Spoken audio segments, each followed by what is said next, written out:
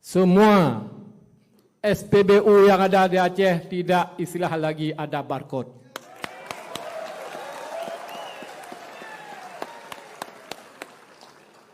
Mohon digarisbawahi semua, siapa saja mengisi minyak tetap terus.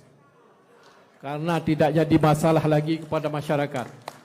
Bapak Menteri Dalam Negeri, Bapak Yusuf Kala, ini satu masalah. Di Aceh kadang-kadang orang membakar SPBU dengan barcode itu. Tapi saya pikir-pikir, saya lihat di lapangan tidak ada makna sekalipun. Melakukan barcode, melakukan stiker, tidak ada makna sekali. Maka saya ambil kesimpulan pada hari ini adalah untuk menghapuskan semua barcode yang ada di SPBU khususnya Aceh.